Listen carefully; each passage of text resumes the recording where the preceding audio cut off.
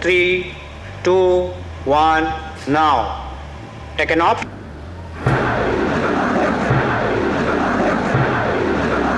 दोस्तों, ये सिर्फ एक मिसाइल का परीक्षण नहीं है, बल्कि भारत की हवाई सुरक्षा में शुरू हुए नए युग का ऐलान है।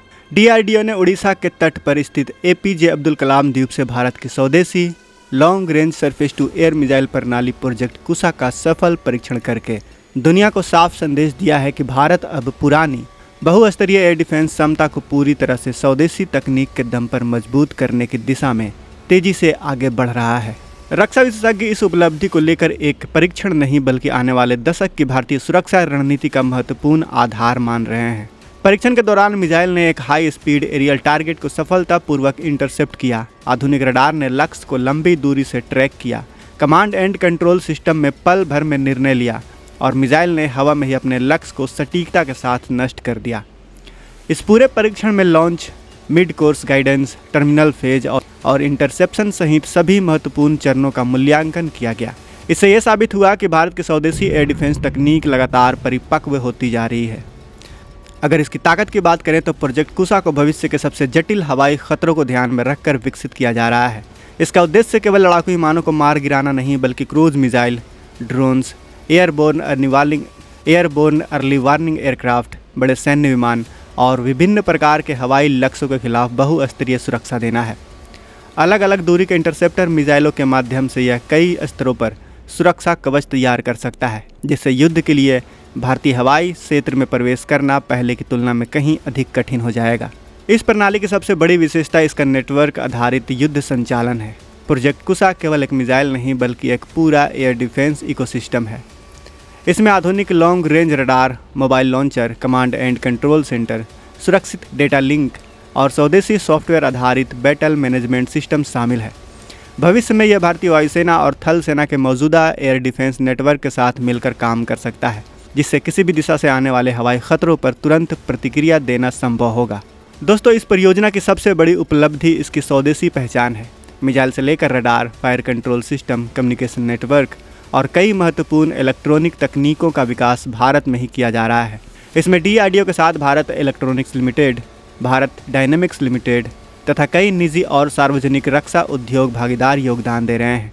इसका मतलब यह है कि भारत धीरे धीरे विदेशी एयर डिफेंस सिस्टम पर अपनी निर्भरता कम कर रहा है और आत्मनिर्भर रक्षा उत्पादन की दिशा में निर्णायक कदम बढ़ा रहा है। अगर हम इसके इतिहास पर नज़र डालें तो इसकी नींव कई साल पहले रखी गई थी। रूस से S-400 एयर डिफेंस सिस्टम की खरीद के बाद डीआरडीओ ने महसूस किया कि भारत को भविष्य में ऐसे ही क्षमता वाला लेकिन पूरी तरह से स्वदेशी long range air defence system भी विकसित करना होगा। इसी सोच के साथ लगभग 2022 के आसपास प्रोजेक्ट कुसा को औपचारिक स्वीकृति मिली और इसके बाद इसकी डिज़ाइन, रडार, इंटरसेप्टर मिसाइलों और कमांड सिस्टम पर तेज़ी से काम शुरू हुआ। इसका लक्ष्य केवल S-400 का विकास करना नहीं बल्कि भारतीय आवश्यकताओं के अनुरूप एक आधुनिक स्वदेशी एयर डिफेंस शील्ड तैयार करना है। रक्षा सूत्रों के अनुसार विकास का अगला चरण विभिन्न दूरी वाले इंटरसेप्टर मिसाइलों और पूरे सिस्टम के व्यापक परीक्षणों का होगा। यदि विकास और परीक्षण निर्धारित योजना के अनुसार आगे बढ़ते रहे तो अनुमान है कि इस दशक के ख़त्म होने से पहले यानी लगभग 2028 और 29 के आसपास इसके शुरुआती संस्करण भारतीय सशस्त्र बलों में शामिल किए जा सकते हैं। हालांकि अंतिम समय सीमा परीक्षणों की सफलता और उत्पादन प्रक्रिया पर निर्भर रहेगी। अभी तक सरकार ने किसी भी निश्चित इंडक्शन तिथि की आधिकारिक घोषणा नहीं की है।